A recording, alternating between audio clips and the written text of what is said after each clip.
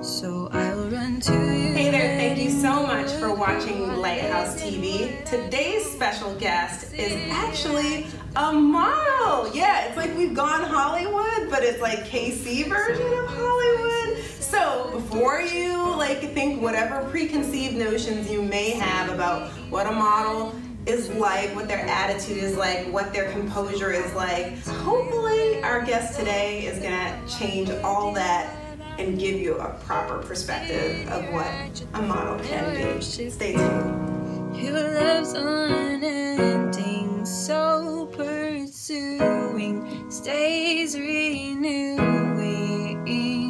my heart. So pour the load of love you hold, God. Show me more of who you are.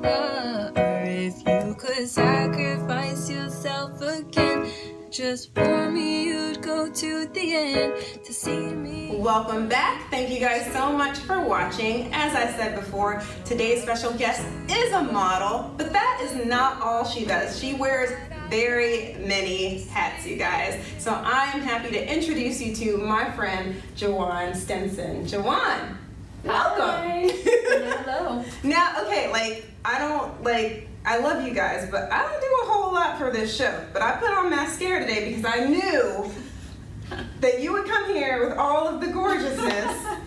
I didn't want to look like I didn't try at all, Well, you look gorgeous. You always look gorgeous. You look gorgeous. Thank you.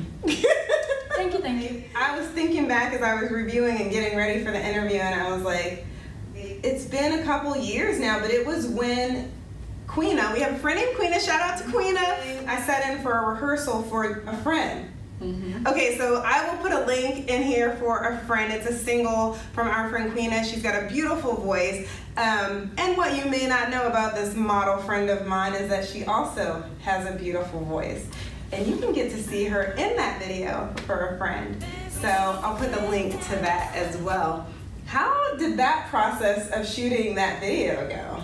That was amazing. I enjoyed that so much. That was the first real music video that I'd ever done.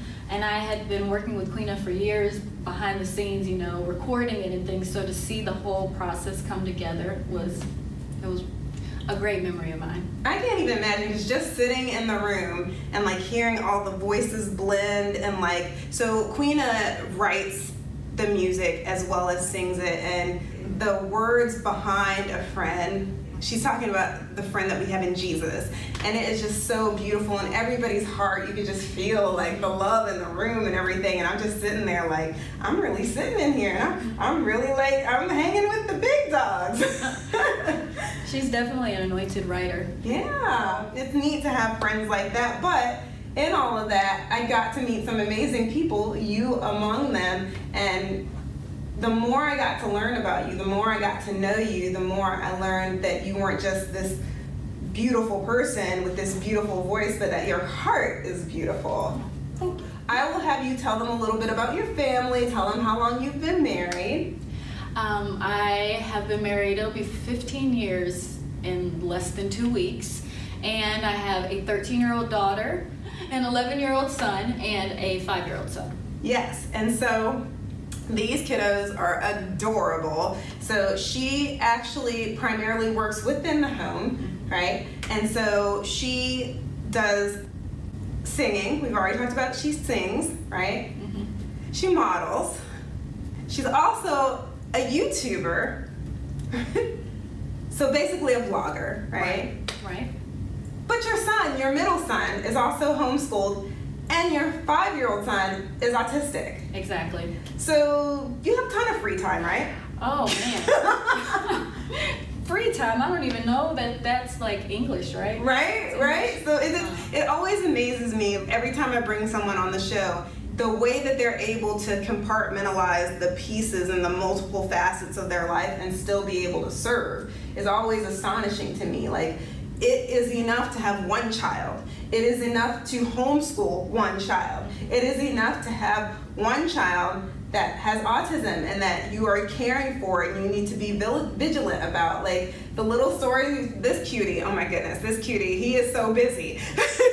And the little stories that Jawan has told me just about him and like his tenacity in getting out is, Oh man. it's hilarious. I'm sure it's a little not hilarious for you, but it goes to show like how dedicated she is to just making sure that his environment is safe, making sure that he has structure, making sure that he's taken care of, being an advocate for him, as well as equipping her middle son who's homeschooled and her daughter who just made the cheerleading squad. Yes. Yeah.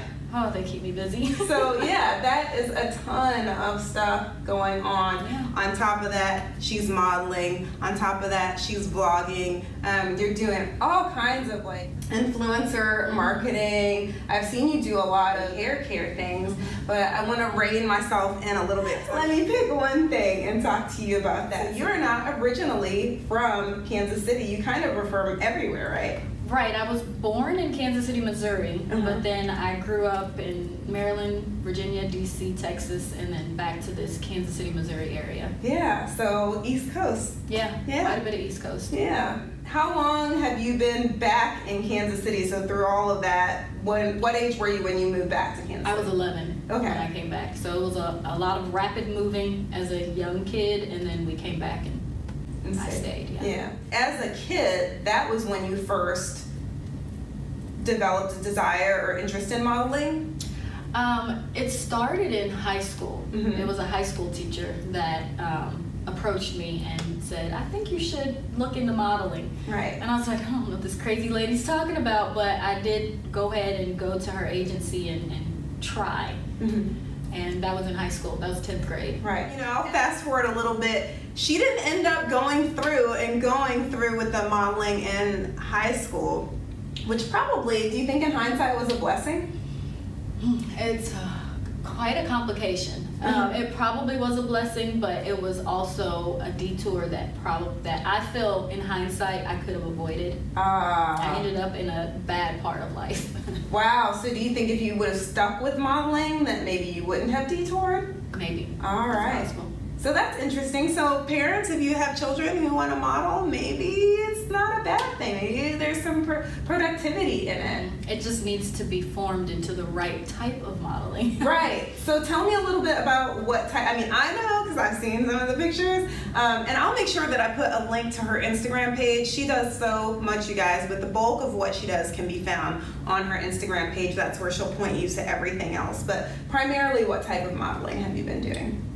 It's more commercial modeling, a lot of commercial type products and things like that. I'm just now starting to try to do a little bit of runway now that they've allowed us petite models in, shorter models. Right. But it's mostly commercial work.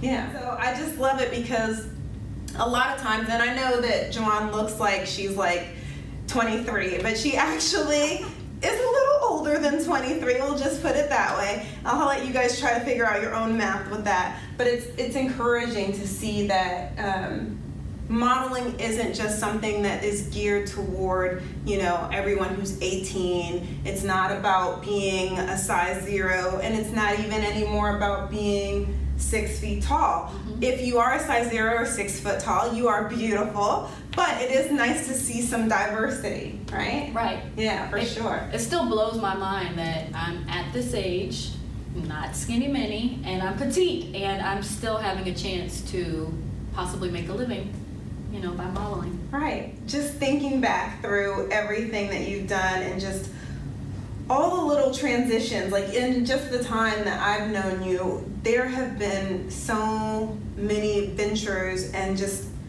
new directions that you've gone, and it's been really inspiring for me to watch your journey. So when I first started spying on you or stalking you, when I first started stalking her, everything was like really YouTube centered, which I'm sure you still do a lot of vlogging, but since then she's grown. Like, she's grown her Facebook page, she's grown her Instagram account. We already talked about that, but I mean, everything I feel like has blossomed and opened up all these doors. And I love the way that you use that and have used that for the glory of God. It's not like you stick with any one topic and you only talk about that. So what influenced you to actually incorporate your faith into your social media presence? I don't really feel like that was ever an option to not incorporate it. It's just so fully who I am, and I know that I have a calling for evangelism and have always had a calling for evangelism. I just did not know how God would work that into a YouTube channel, particularly beauty, based and things like that. So I just would slowly let a little bit out here and there, but I always knew that I wanted it to be part of it.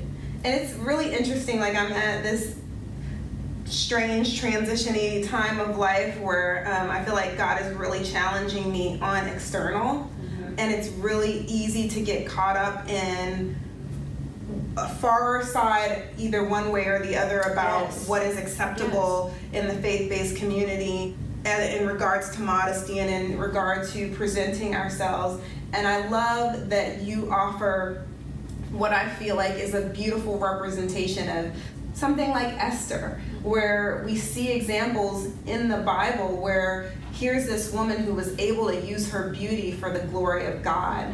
So I love that as you go through and as you're doing your modeling, as you're doing your vlogging, you still are presenting it in a way that honors the Lord. Are you like mindful of that, like as you're dressing and as you're like, does that ever? I should be, but I'm not. I mean, when I edit and things like that, I definitely am looking for certain things and making sure that I'm not distracting people in a way that would lead them, down a bad path. Right. But for the most part, no, it is just naturally who I am. Right. But I do think that there is something to the fact that like she, without sounding cliche, like she can't help it that she's beautiful. And that I think it's noble to use that beauty for the glory of the Lord, because you certainly could use it otherwise. You could use it to be a distraction. You can use it to be a stumbling block. You can use it to be a hindrance.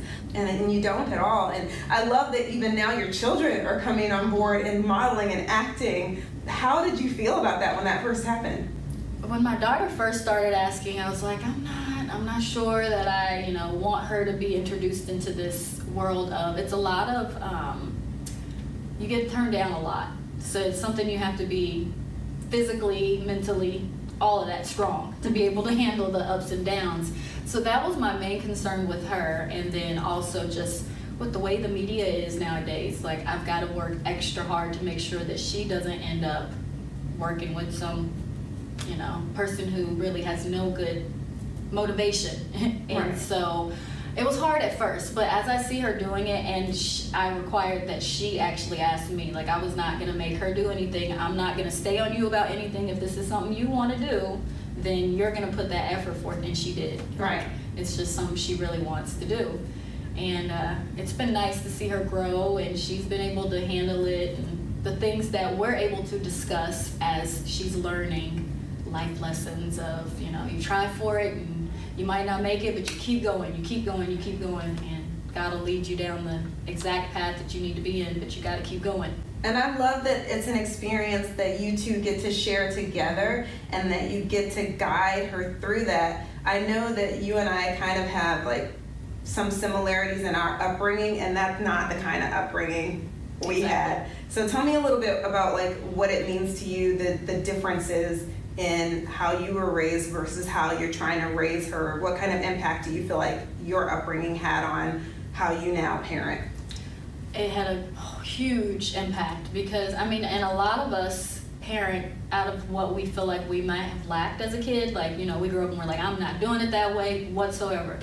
I'm really, really, really trying to give her that inner confidence, that thing that you get maybe when you're 40, because I'm just now starting to get it, Right. But something that you can get if you have a parent that is really on it. And so I'm really, really just trying to help her learn how to navigate her own self through all of that. And that's not something that I had at all. It was constantly like, oh, well, you failed, bye. Like, try again. Right. And I cannot do that with her. Like, I have to make sure that I'm really, really helping her learn how to survive and how to do well in life. Right. And I love how you are good about giving her options as far as like, okay, well, this is how maybe the world does this, but this is how we do this. I know one time when I was at your house, we were talking about music, Mm-hmm. and we were talking about like there was a certain song that maybe she might like, and you were able to expose her to contemporary Christian music Mm-hmm. that maybe had the same vibe, but actually feeds her soul. Mm-hmm. What is that like, having a teenage girl and like trying to navigate all that? Man, I was scared to death for years. I was like, I'm not gonna do this right. I'm gonna end up with a kid that's like in prison. I mean, you know, things happen, you know, and I don't think that makes you a bad parent necessarily. Things happen with certain kids, but I just felt unequipped for a long time. And God would speak to me every once in a while, and He'd tell me what to do, like focus on her positive. Make sure that you're feeding into her positivity and not so much the discipline, make sure you're feeding that, because she really needs that. And God will speak to you particularly about what each child needs, and that was something that she really needed.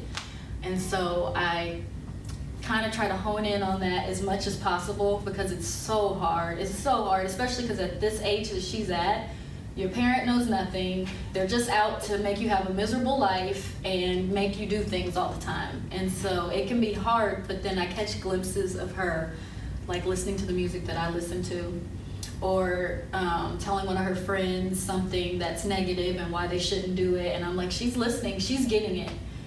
But for a couple years, I was really scared. Right. And I love like the closeness of your kids. Like maybe it just seems like that from the outside for me, because my kids are 7 years apart, although I do think they do a pretty good job of interacting with each other. But like last time you and I went out to Panera, and they're just giving each other a hard time and just being cute together. Like, and I'm talking about her two oldest. Like they're just cute. Do you think that has anything to do with kind of your older son being at home and you homeschooling him, or do you think they would have been just close anyway? I think homeschooling him has really helped, because that's what he needed, to be kind of separated and really work on him one-to-one. Mm-hmm. So I think that gives him something that's just his thing. Right. And so it helps him to feel okay when he's around his sister, even though she's talking about public school and all that stuff. He's like, but I got my thing. Right. You know, this is what I do over here. So it has helped their relationship, I think. And he's a YouTuber in his own right. Yeah. So he does mostly gaming? Gaming. Okay. Roblox and what's that new one? Fortnite. Yes. So the last time I think my son was there with me at your house, that's what those two were talking about, and it was like they were speaking another language for me. We homeschooled this past school year, and I will say, like, it was a huge learning curve for me, going through, picking out a curriculum, figuring out what not only was going to work for my son, but also figuring out what was going to work for me as the facilitator. You've been doing this for several years now. Well, it's been a year and a half. Yeah. We started mid-year last year. Okay. So, like, but you're going to do it again next coming year, unlike some people. I know. And so you really feel like you've seen like an improvement in his outlook and his demeanor and his performance. Right, and I found some different learning things that I'm able to hone in on with him that we've been working on. And so I'm excited to see where we go this year, because just those basic foundations that we're working on is what's going to help him shoot out. Do you Out love the sky. the time that you guys get to spend together with just you two? Mostly. Mostly. I love the honesty. I love the honesty. Like, I know the one thing I'm gonna miss about going to public school full time this year is that we had our little time together. So unbeknownst to him, I don't know if he knows, but he's still gonna do Bible devotionals with me in the morning, because that was my favorite part of the day. So do you guys have like a little thing that you guys do together? I know a lot of his school is online, probably like my son's was. I do a hodgepodge, so he has some online, some book work, all that, all over the place. But I was starting a Bible study with him last year. It was called Becoming a Man of God. Oh, nice. And I was just doing that once a week. Mm-hmm. And then he does his own devotionals in the morning. But other than that, he's mostly does it himself. Yeah. I sit there and I write like everything out. Okay, you do this, and this day, and then he just takes it from there, and then he turns it in the folder so that I can make sure he did it. Right. Because that's the hard part. Is True. keeping up on the fact that they're actually doing what they're saying they're doing. Truth. Truth. So yeah. Yeah, that I know that was a struggle for me. Do you have a favorite curriculum that you've been using? I'm all over the place. My favorite math curriculum right now is teaching textbooks. Okay. I've really, really liked it, and we're using Knotgrass for history. Okay. And I've liked Knotgrass because it includes grammar, it includes, like, they have a book to read literature. It has a lot of different components to the history, allowing it to maybe sink in a little bit more. Excellent. So we talked a little bit about you modeling. We talked a little bit about your mom life, and of course, you've been married for 15. 15. How is that? It's crazy. Right? It's awesome. It's crazy, but it's crazy just to think that 15 years has passed. Yeah. And that we've grown together in all this time. Right. I think one day on Facebook, maybe, I think you had posted a picture like from way back or something, and I was like, look at the babies. Yeah, we were babies. Yeah. We were high school sweethearts who broke up in college and then got back together. Aww. And now, like, to see them, like, I feel like he is so supportive of you. He is. Yeah. I love that. I love Yes, that. and that's very important to him and to both of us, but like specifically, it's very important that they see a good father in the home and a good family structure. For sure. So tell me a little bit about when you're planning your content for your Instagram, for your YouTube, like, how does that happen? How far in advance do you have to plan those things? Typically, I am on the run. Like, I usually do it that week. I'm like, oh, what's my idea? Let's do it. Okay. That is awesome. Yeah, it's a quick process for me. I feel like I have to, like, think about it. I have to write all the pieces down. I have to, like, figure out what the components are. I have to talk myself out of it 3 times, then I have to talk myself back into it. So you just kind of go. The posting part is the talking myself out of it part. It's like the creative process hits, and I just go with the creativity. Like, Right. whatever my flow is, I'll go with it, and then I go to edit it, and I'm like, I don't know if I want to post this. And so then I end up with footage that I'm just sitting on. We talked about that once. You have a ton of footage that you just need to post, right? I think you should just put it out there, just kind of as a hodgepodge of things I never posted. Right. Yeah, that would be cool. I know I would watch it. You watch it. Yes. She has some, Pretty funny. like, her little hair tutorials are so cute. Like, I always think about it, and then I'm like, I'm just gonna put a head covering on and call it a day. But your hair looks fabulous. Thank you. 98% of the time my hair is in a bun. There you Not go. even as cute as that bun. Like, I just This is throw it just out there. because of the show. Otherwise, I would have a scarf on, and it would be it. Yeah. So, what got you into the idea of even beginning to show people, like, because you have daily life kind of videos, you have products that you've used kind of videos, like, it really is what I would say a genuine vlog. So, what got you, like, interested in vlogging?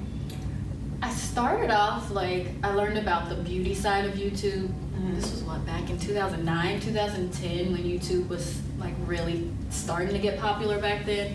And a friend of mine was doing YouTube, and so she introduced me to it, and I just did it for free products, to be honest. Like, I just wanted free stuff. I was like, this is fun, I can get free beauty products. But it worked, right? Yeah, and then it got to the point where I was getting so much stuff that I couldn't even keep up on my channel, but I had decided to go back to beauty school. And it was mostly in part of starting the YouTube channel because I realized that I really do love beauty and skincare and those types of things.